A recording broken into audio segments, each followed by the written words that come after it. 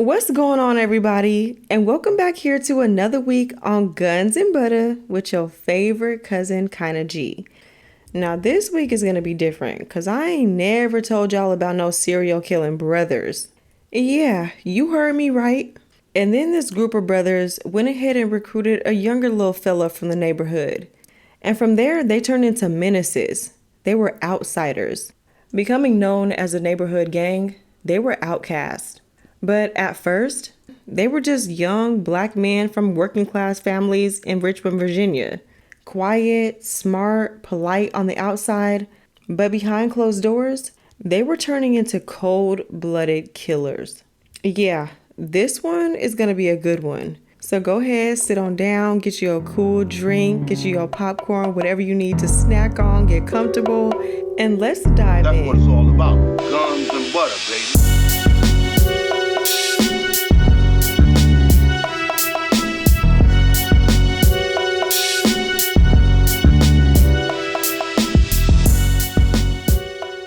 All right, y'all. So this week at the dinner table, I'm going to be telling y'all about the Briley Brothers gang.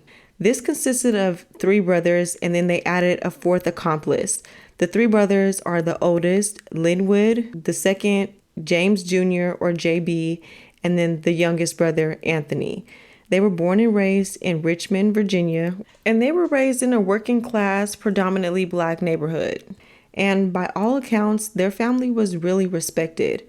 Their dad, James Sr., he worked in a concrete factory, and their mom, Bertha, she worked at Virginia State University in the food service department. And she was described to be one of the sweetest women you'll ever meet. So it was a complete shock that the three boys that she raised turned into killers. But their dad, James Sr., he was really hardworking. He was a good dad. And there were never any reports of him being abusive or the boys being mistreated in their home. They said that he was the only person that at a point in time the boys ever feared. And some neighbors of the Brileys said that as young boys, they were actually really polite. They were helpful. They would sometimes help the neighbors with their yard work and chores. But once the three boys reached their teens, all hell broke loose and everything just changed. Some of their classmates would go on to describe them as bullies, and they would like to keep odd pets like tarantulas and boa constrictors, piranhas. You know, they like the type of animals where they could watch the animal feed on its prey. And it wasn't long before their mom, Bertha, eventually left their dad, James, because they were just too out of control, and James apparently wasn't disciplining them the way they needed to be disciplined. And she had enough. And hell, James Sr. probably wasn't disciplining them because he was probably scared of them as opposed to it being the other way around. And it was reported that after their mom left the home, James Sr. started to sleep in the room with the door bolted shut. He did not want to be there sleeping alone with his sons at night. That's crazy. But y'all, the Briley brothers, they were different. And the oldest brother, Linwood, he was the ringleader. Everybody just followed in his footsteps. And as the boys all reached their teenage years, they were already committing burglaries and setting little fires just for fun. Linwood was described to be more deviant. He was cold, he was more methodical, more calculated, and he was a little bit more calm and fearless. Like I said, he was the ringleader. While his younger brother JB, he was a little bit more violent. He was more emotional. But together, they were both definitely very arrogant. While their baby brother Anthony, well, he was the youngest, so he just followed in his older brother's shadows, and whatever they did, he would just go along for the ride. On January 28th, 1971, at only 16 years old, Linwood committed his very first murder. You see, the Brileys had a 57-year-old neighbor by the name of Orlean Christian. And at the time, she was just out in her backyard hanging her laundry when all of a sudden she just collapsed to the ground. But Orlean was a new widow, and at first her family just thought that her death was due to stress, and the loss of her husband caused her to have a massive heart attack and just die. However, it wasn't before her body was being prepared for burial at the funeral home when a small bloody hole was found under her armpit. And this caused for an autopsy to be conducted. Now, this hole was concluded to be a bullet hole wound, And at this time, a homicide detective was very interested in this case. So he decided to conduct a thorough investigation. And during this investigation, he placed a long piece of plywood, like a long board, in the exact spot where Arlene was standing when she was hanging up her clothes. And following the angle and the trajectory of this plywood and where the bullet could have possibly come from, the detective determined that the bullet came from the Brileys' home. And surprise, surprise, after searching the home, a .22 caliber rifle was found in Linwood's room. And after being questioned for not long at all, Linwood surprisingly easily admitted to shooting Mrs. Christian. He says he was alone in his room with a loaded rifle when he seen his neighbor, Mrs. Christian, out in her yard hanging up laundry. So while she's out doing her daily chores, he points the gun at her from his windowsill and fired one single shot, killing her. And what does Linwood have to say to this?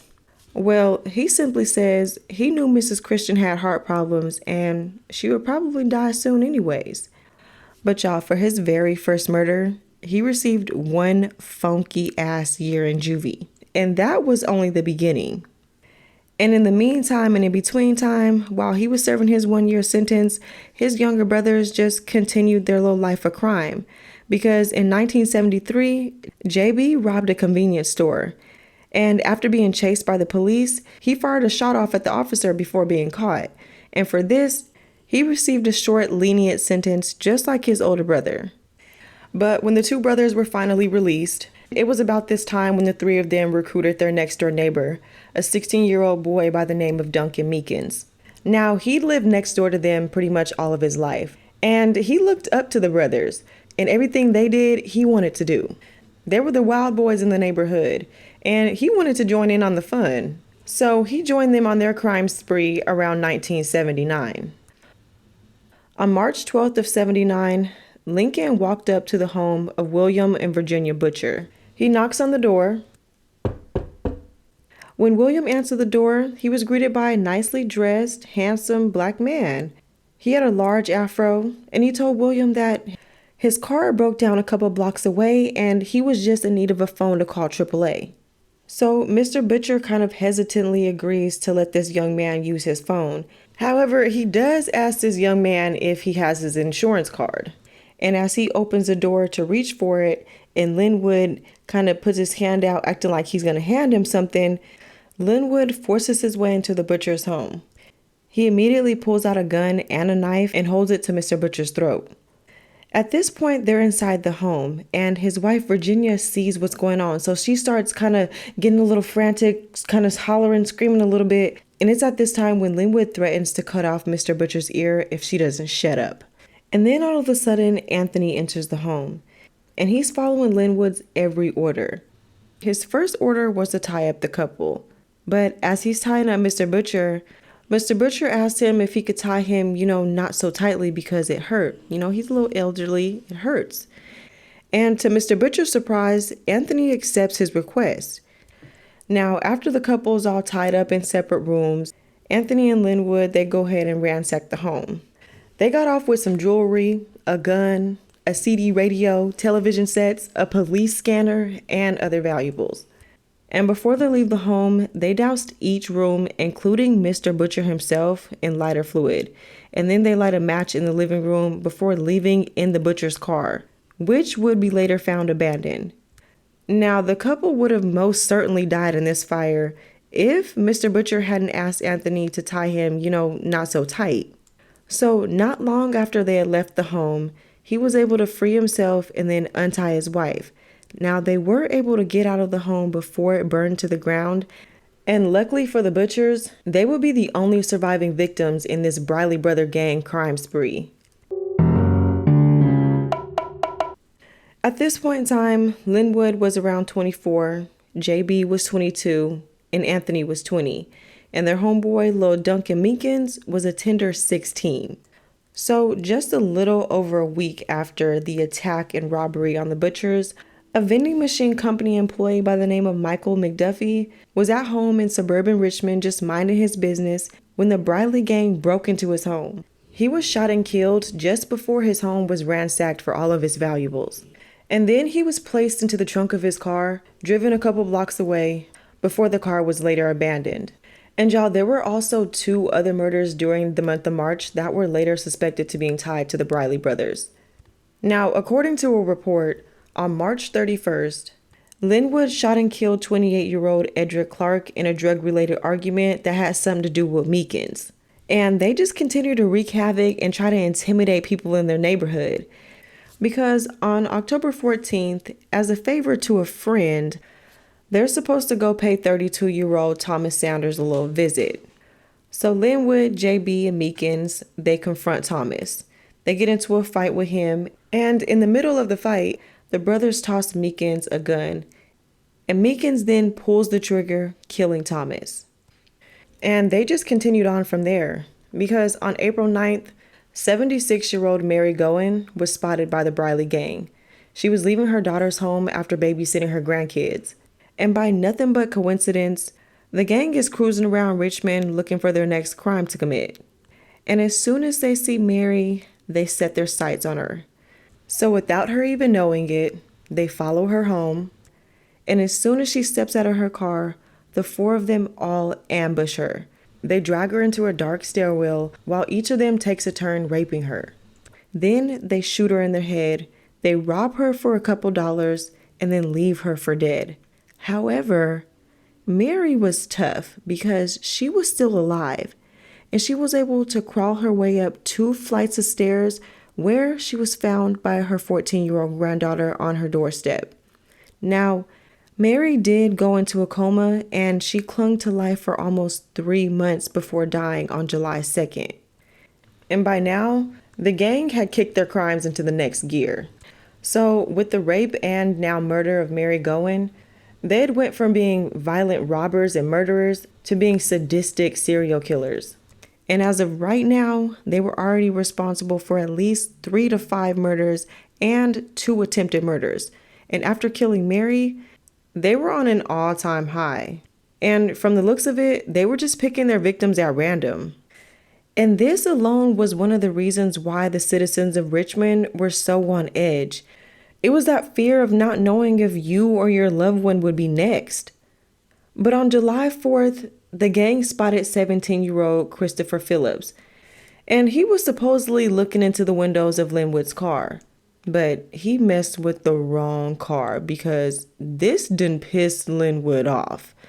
So thinking that Christopher was trying to rob Linwood, Linwood's like, "Oh, hell no. How dare he try to steal from me?" So Linwood and the gang confront Christopher, and without even giving him the opportunity to explain himself, the gang rushed him and they forced him into an empty backyard.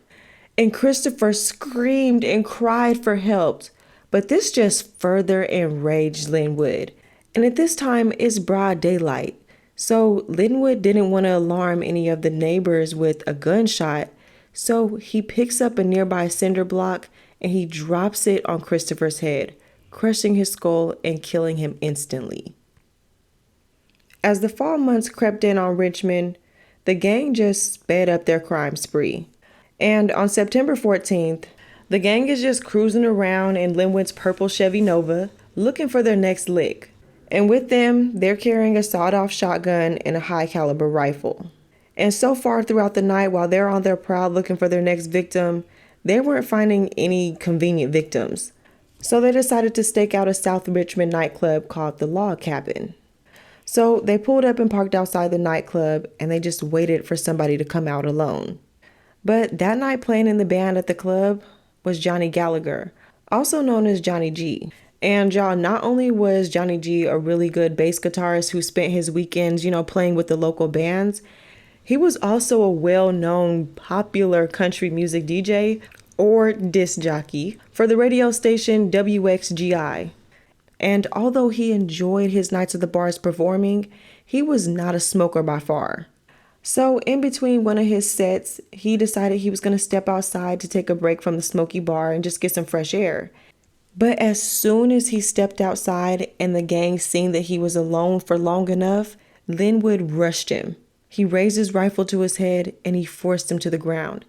He took his car keys and his wallet, And instead of this being enough just robbing him, Linwood then tossed the keys to Meekins, who then wasted no time finding Johnny G's Lincoln Continental parked nearby. Linwood and Meekins then forced Johnny G into the trunk of his car. They then get into his car and drive off, while JB and Anthony follow close behind. They drove a few miles up the highway before pulling onto the property of an abandoned paper mill.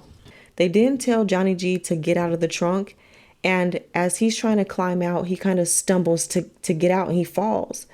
And as he's rising to get to his feet, Linwood shoots him at point blank range in the head. They then drag his bloody body to the nearby river, then carelessly throw him into the dark water. But y'all get this. They had robbed, kidnapped, and killed Johnny G in only 20 minutes. And Johnny G was just another one of their victims that they did this to for no rhyme or reason, just for being in their sights. So with Johnny G's wallet and his car, they drive his car around until it runs out of gas. Then they strip it of everything that they feel is valuable, and then they dump it. And the only thing they got away with was $6 in cash, a CD radio with an antenna, and a couple pieces of jewelry. But y'all, put a pin in the pieces of jewelry that they stole from Johnny G, because it's going to come back up again later. Now, back at the bar, everybody, including his bandmates, are trying to figure out what happened to Johnny G. Now, they did make note that he and his car were gone, but this just wasn't like Johnny G to just get up and leave without saying anything to anybody, especially not right in the middle of a gig.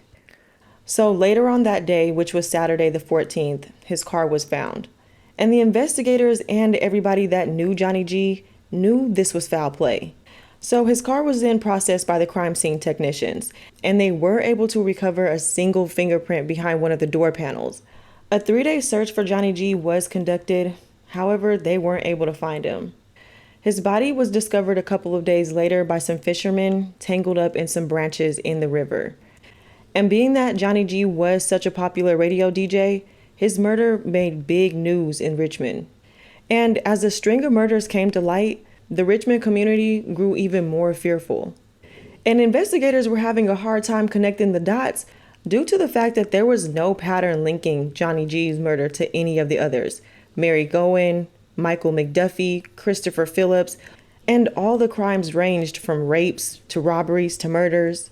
The victims also didn't fit into one specific type. Some were old, some were male, some were female, some were white, black. Hell, they didn't know who could be next.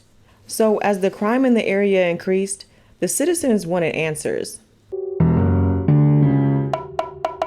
Now, answers couldn't come quick enough because just 2 weeks after Johnny G's murder, the gang struck again.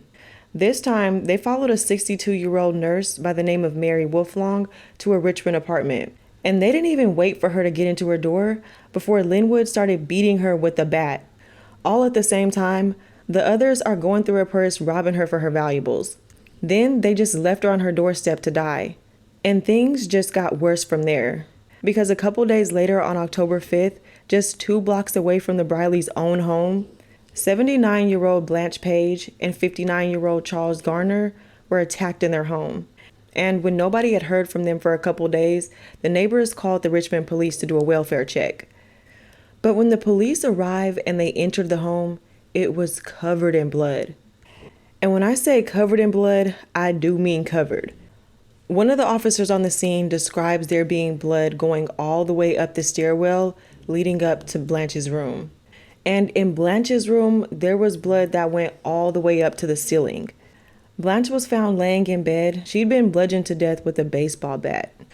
Now, Charles was found in the kitchen and he had been beaten with the baseball bat as well, but he'd also been attacked with a variety of other weapons, which included 5 knives, a carving fork, and scissors. And the carving fork and scissors were left embedded in his back. And if that wasn't overkill enough, they lit pages from the phone book on fire and dropped it on his body. 2 weeks later, on October 19th, 1979, JB had to appear before a judge as a condition on his probation on the previous charge for robbing that convenience store. And during this hearing, he assured the judge that he had learned his lesson and he wasn't going to reoffend. But that very same evening, the gang committed their most heinous crime yet. And at this time, the Richmond and Henrico police were still trying to come up with the suspect that could have been committing these violent crimes that had been taking place over the last 7 months. And although his record and reputation did speak for itself, Linwood didn't come under suspicion until his fingerprint came as a match to the fingerprint found in Johnny G's car. So literally on October 19th, a surveillance van was parked outside on the Brileys block. And a female officer was alone in the van when she heard JB and Linwood standing outside of their house arguing about whether or not there was police in the van watching them. Now, of course, Linwood thought that there was police in the van, but JB didn't think so. So together, they walked up to the van and tried to see if they could see anything through the tinted windows, but the officer didn't make a sound. But when they didn't see anybody inside, they started rocking the van back and forth. But when nothing happened, JB pulled his gun out and fired one shot in the air and then one round into the ground in their front yard. But when still nothing happened, JB told Linwood, see, if there was cops in the van, then they would have been come out by now. So with Linwood now convinced that this wasn't a surveillance van, they got into their car and drove away. And now they're on the hunt for their next victim to rob for the night. But for some odd reason, they picked somebody that they knew this time. They were just getting bolder and bolder. So they parked their car on the same block where 26-year-old Harvey Wilkerson lived with his 23-year-old longtime girlfriend, Judy Barton, and their 5-year-old son, Harvey Jr. But y'all, Harvey just so happened to see the brothers getting out of their car, and he wasted no time running into the house, shutting the door, and locking it. He already knew the type of people these guys were, so he wasn't going to take any chances. But this just further pissed Linwood off because he demanded Harvey open the door.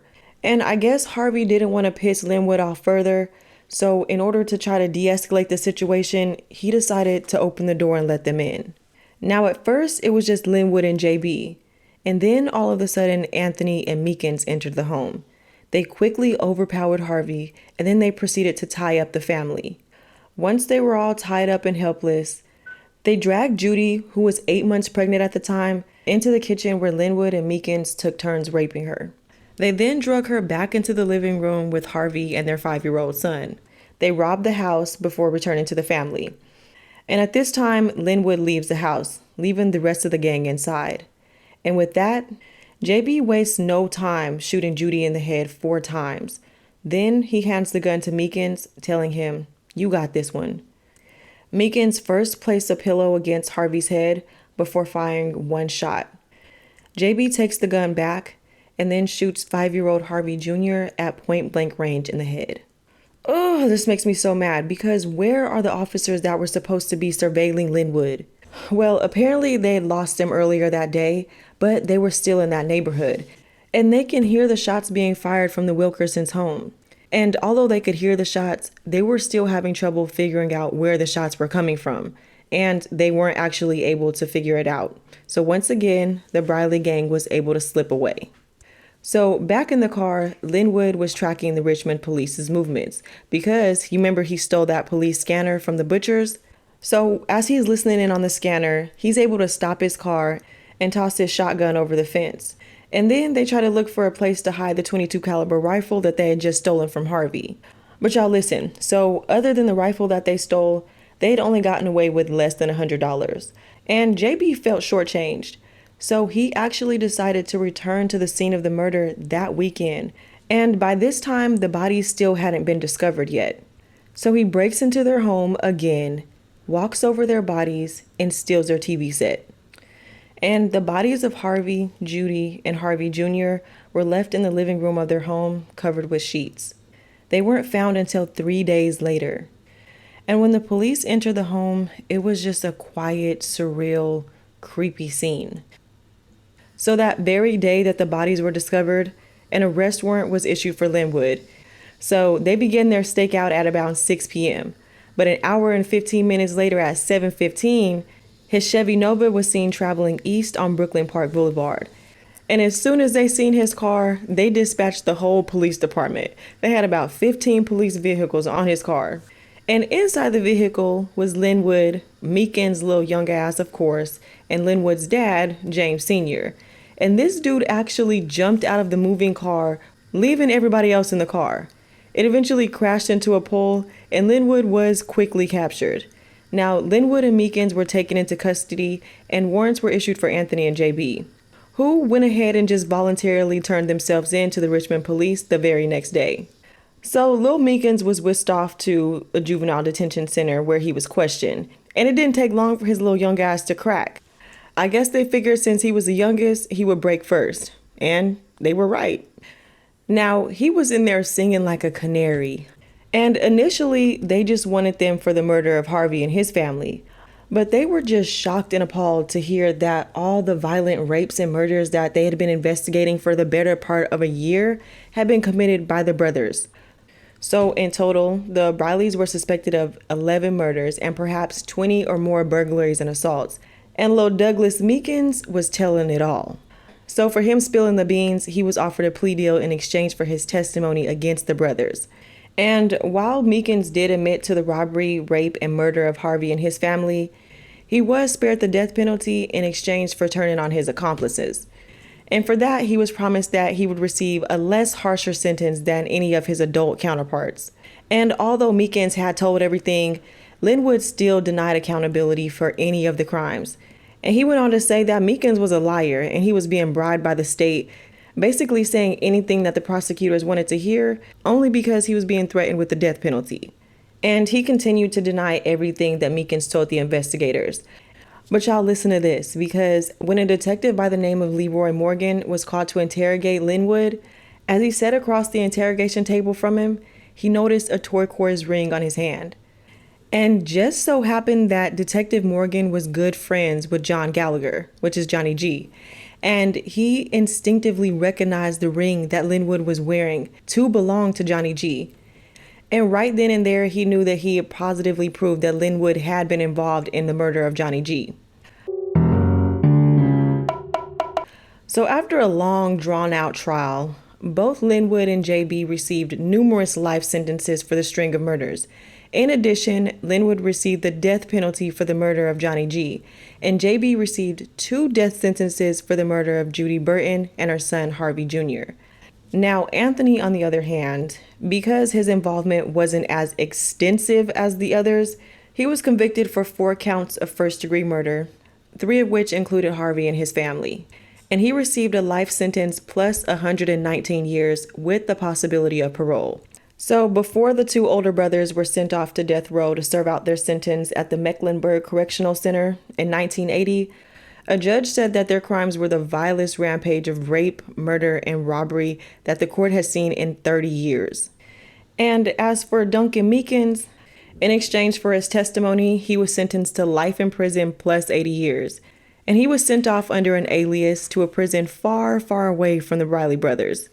But I bet y'all thought the story ended here. Well, keep listening, cousins, because we're not done just yet. While in prison, both Linwood and JB continued their violent ways. They would intimidate other inmates while also using their charm to run game on others. And these idiots actually ran and oversaw the trade of drugs and weapons in the prison. Now, I'm almost positive that accomplices are not supposed to be housed in the same prison. So why the Briley brothers were allowed to stay together in the same prison is beyond me. But don't worry, the prison officials would soon realize that this was a huge mistake, because on May 31st, 1984, 6 prisoners, led by JB and Linwood, put a plan into action to escape death row.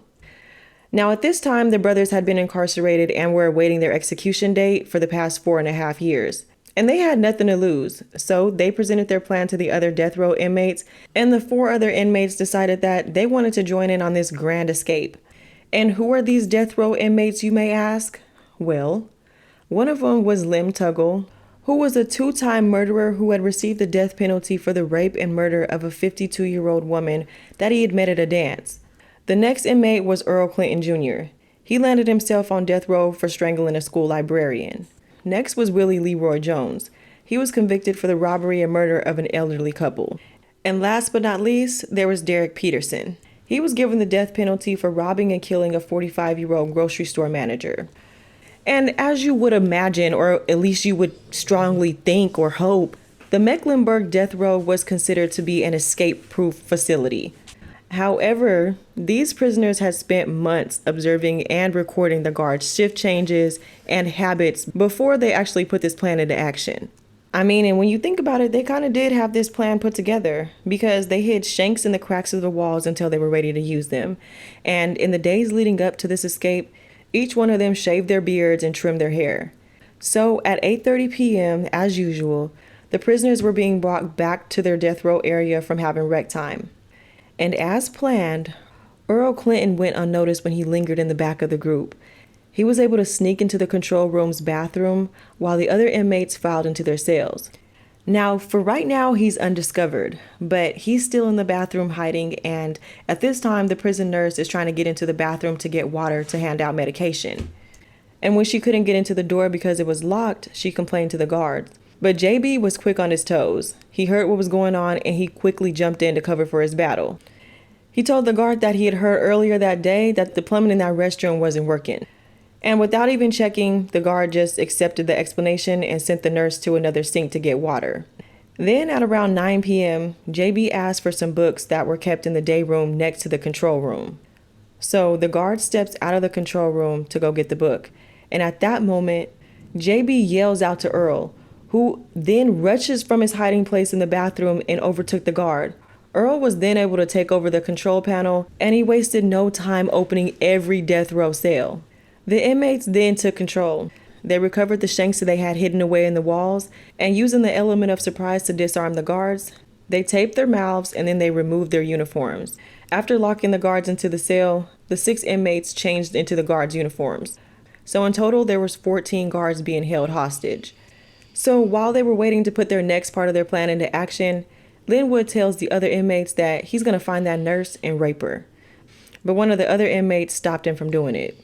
Then, JB wanted to douse the guards in lighter fluid and burn them. But one of the inmates had to stop him from doing that. Like, golly, they couldn't wait. They couldn't freaking wait. Like, y'all are doing everything but trying to break out at this point. So, after about 90 minutes, they were able to grab another hostage, a lieutenant. They forced him to call for a van by telling the guards on the outside that the prisoners had made a bomb and that the van was needed to cart the bomb away. So with that, the prison sent a van, but they made sure to use an old one just in case it blew up. So right now, the 6 death row inmates had control over the cell block, and they were wearing helmets, gas masks, and body shields. But in the rest of the prison, the guards and the inmates had no idea of the situation. So to escape the grounds, they would need to go through the main building, which was Building 1, where the main panel room was located. So while wearing the guard's uniform, Derek Peterson was able to gain access into Building 1, where there was only 1 female guard positioned. So he tells her that he's assigned to relieve her. And by the time she opens the door and realizes that it's an inmate and not a guard to relieve her, it was too late. So now that they'd gotten past the first hurdle, a second gate now had to be opened in order to exit the prison grounds. But between the 2 gates, you had to show your identity and then be buzzed through by another guard. So with this, the prisoners created a diversion by placing a TV stand on a wheeled cart or a gurney. They covered it with a sheet and then came bursting out of Building 1 towards the outer gate. They began yelling that the object was a bomb and it was about to explode. And as they're creating this diversion, they're constantly blasting fire extinguishers towards the object, as if they're trying to cool it from some dangerous chemical reaction. So disguised in their uniforms and helmets, they lifted the object into the van while shouting to the guards to open the second gate. So confused in all the mess and the panic, the guard controlling the second gate did not follow proper procedure, and they went ahead and just opened the gate, letting these 6 dangerous death row prisoners drive off into the night. The news of the escape didn't reach the public for another 30 minutes, giving the escaped convicts just enough time to head towards North Carolina. And along with the weapons and uniforms that they had stolen, they had also gotten away with $800 in cash off the guards. And all of this was done within 3 hours. There was no shots fired and no one was seriously injured. This was the largest death row escape in U.S. history. And as if it wasn't already bad enough for just the Briley brothers to be out, they had 4 other death row criminals on the loose in the city. So the city was in a panic right now, especially after they weren't told about the escape for several hours, nor did they receive descriptions of the escaped convicts until 16 hours later. Police ordered protection to anyone who was formally involved in the arrest or prosecution of the Briley gang, which went on to include witnesses, relatives, and friends of their former victims. So, unbeknownst to anyone else at this time, their plan was to head north and enter into Canada. However, they ended up splitting up instead. Now, this great escape took place on Thursday, but by Friday morning, Derek Peterson and Earl Clanton were caught just over the state line in North Carolina. They were just sitting there sharing a bottle of wine in the laundromat. And people became suspicious after recognizing their shoes as prison issued. The prison van was soon recovered nearby, and a manhunt began in the town of Warrenton, North Carolina. A blue pickup truck was reported stolen on the night of May 31st, just outside of Warrenton, and the description of the vehicle was broadcasted. It was spotted 50 miles north of Richmond, Virginia. And on June 8th, much further north into Woodford, Vermont, Lim Tuggle pulled a knife on a store clerk in a robbery. Police were called and a chase ensued. The Woodford police caught him and took him into custody, and just hours later, Willie Jones was captured in Vermont, only a few miles south of the Canadian border. And upon questioning, Tuggle told the cops that the Briley brothers were dropped off in Philadelphia. So investigators discovered that the Briley brothers had an uncle who lived in the Philly area. So the cops were sent out to stake out some of their known friends and relatives' homes, and some of their phone lines were even tapped just in case they tried to call. Now, one person under surveillance in New York received a phone call that was traced back to an auto repair shop in North Philadelphia. The garage was then watched by the FBI. And then on June 19th, Linwood and JB were spotted walking into the garage where they were living at the time, and they were going by the nickname Slim and Lucky. So armed agents moved in after dark and captured their raggedy asses. They were just chilling, grilling chicken in a dark alley behind the garage. They were captured 19 days after their escape. So after being captured and rebooked into prison, let's fast forward to their execution. Linwood was the first of the brothers to meet his fate in Virginia's electric chair. On October 12, 1984, at age 30, he spent the last few hours visiting with his mom and his 10-year-old son. He declined to request a final meal, but he was given a steak and a baked potato. He was also allowed to receive phone calls from his brothers, Anthony and JB.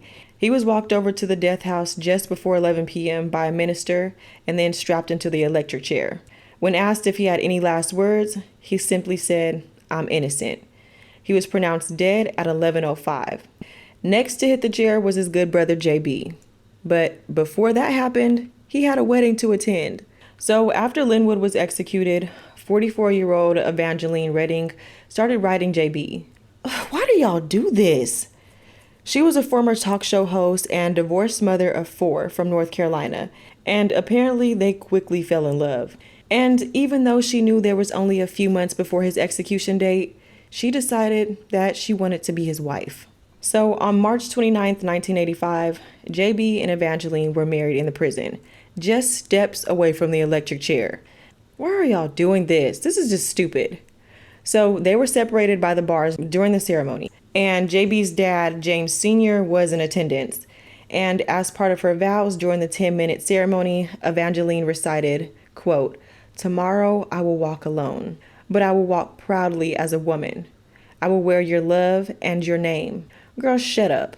So the warden allowed them to embrace through the bars, and this would be the first and last time that they'd ever touch. Because 3 weeks later, on April 18th, James Briley Jr. was scheduled to die. But just before he did, there was one more act of violence that he carried out in his name. So in an attempt to delay JB's execution, at 7:45 a.m. on the morning of his execution, 4 prisoners in the maximum security area, wearing pillowcases over their head and armed with clubs and screwdrivers, tried to drag a guard into a cell. It took about 30 minutes to get the cell block under control and to stop the violence. 17 prisoners were involved, 9 guards and 1 inmate were injured. But the plans for his execution went on as planned, and unlike his brother, JB requested his final meal. He asked for some fried shrimp with cocktail sauce and a lemon lime soda. His visitors were allowed to see him that afternoon, including his wife, Evangeline.